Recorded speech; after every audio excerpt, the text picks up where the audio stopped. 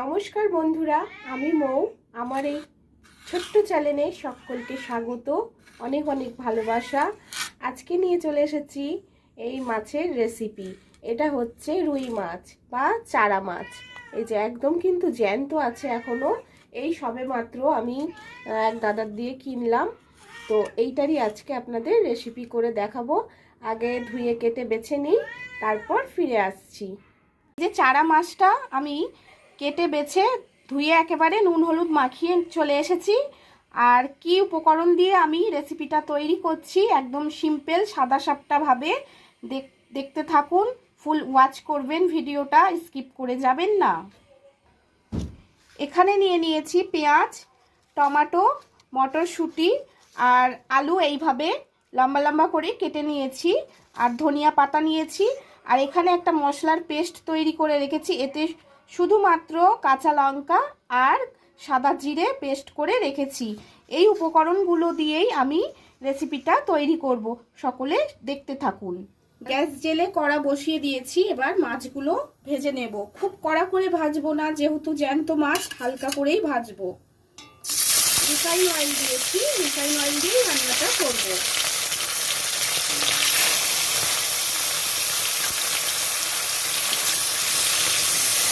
মাছ ভাজার জন্য তেলটা খুব ভালো করে গরম করে নিতে হয়, না হলে মাছগুলো কড়াতে লেগে যেতে পারে।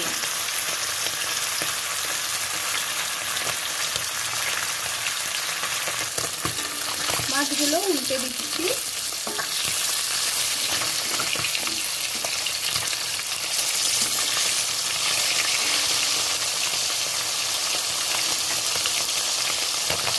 হালকা করেই ভেজে নেব, বেশি কড়া করে ভাজবো না।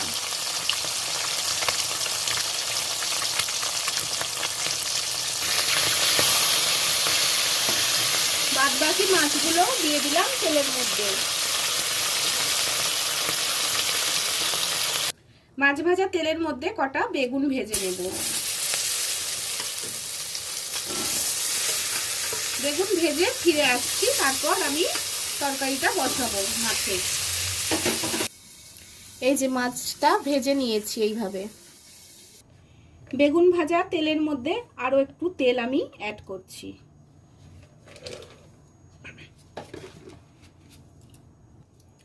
দুটো তেজপাতা, দুটো শুকনো লঙ্কা দিয়ে দিলাম ফোড়নে।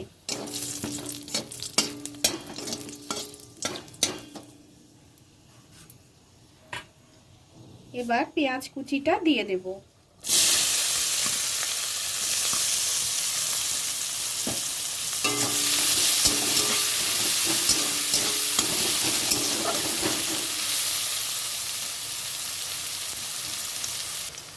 জানি আপনারা সকলেই রান্না পারেন।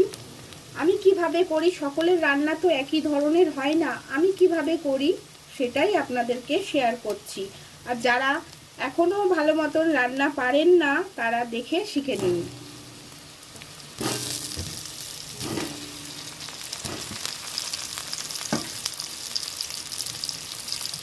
আলুগুলো দিয়ে দিলাম কথা বলতে বলতেই তেলের মধ্যে। এর মধ্যে এবার একটু লবণ অ্যাড করব।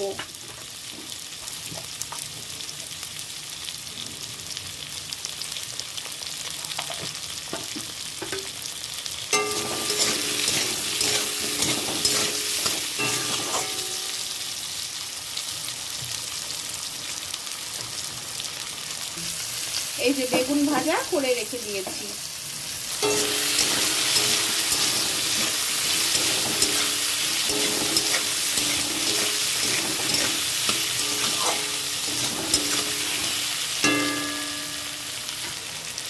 এবার আমি টমেটোটা অ্যাড করছি।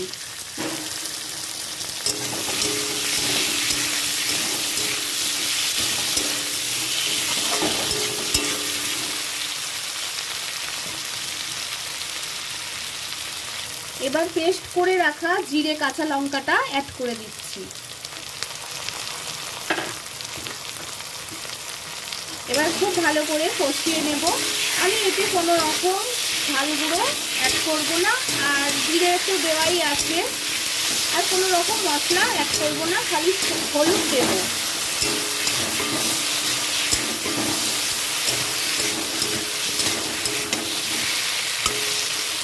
খুব ভালো করে কষিয়ে নিতে হবে।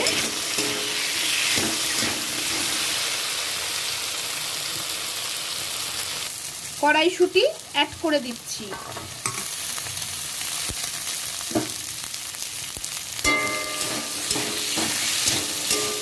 এখনো আমি হলুদ অ্যাড করিনি, হলুদটা দেব।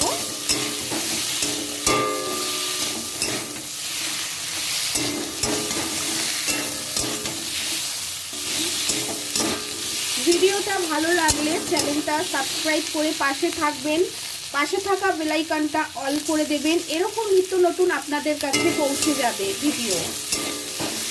খুব বেশি ভালো লাগলে বন্ধু বান্ধবদের মধ্যে শেয়ার করে দেবেন, টাইপ করে দেওয়ার অনুরোধ রইল। মশলাটা আমার কিন্তু খুব ভালো করে ভাজা হয়ে গেছে। এবার সামান্য একটু জল দেব।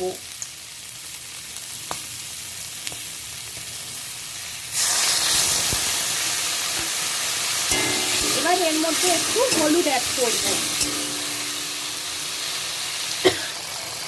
এই যে আমি হলুদ অ্যাড করছি। কতটা অল্প মশলার মধ্যে আমি রেসিপিটা তৈরি করছি আপনারা তো দেখতেই পেলেন।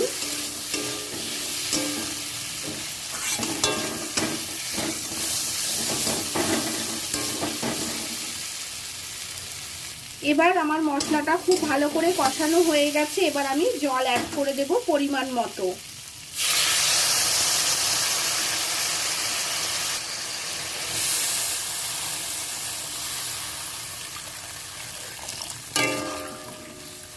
ঝোলের জন্য জল অ্যাড করে দিলাম।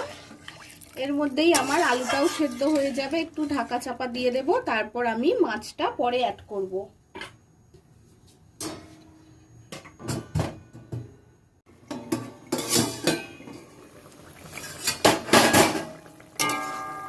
আলুগুলো আমার কিন্তু সেদ্ধ হয়ে গেছে। এবার আমি মাছটা অ্যাড করে দেব।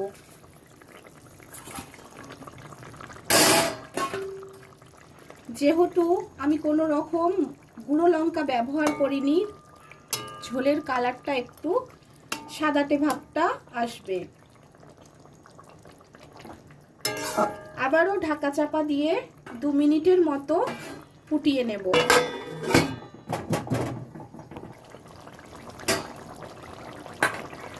মাছগুলো দিয়ে আমি খানিকক্ষণ ঝোলটা ফুটিয়ে নিলাম। এবার আমি ধনেপাতাটা অ্যাড করে দেব।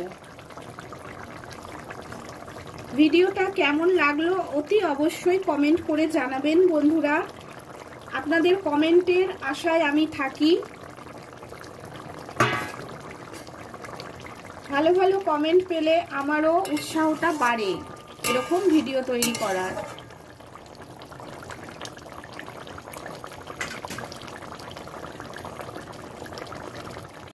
কিছুক্ষণের জন্য আমি ঢাকা চাপা দিয়ে রেখে দিয়েছিলাম ধনেপাতাটা দিয়ে।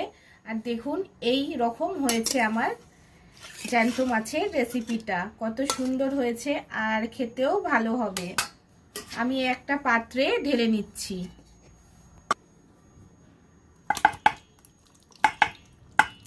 এতক্ষণ যারা আমার ভিডিও জুড়ে ছিলেন তাদেরকে অনেক অনেক ভালোবাসা, অসংখ্য অসংখ্য ধন্যবাদ। এইভাবেই পাশে থাকবেন। আজ তবে এতটুকুই, বাকি কথা আবার নতুন কোনো ভিডিওতে হবে। ততক্ষণের জন্য সকলে ভালো থাকবেন, সুস্থ থাকবেন। আমিও বিদায় নিলাম। Tata, by.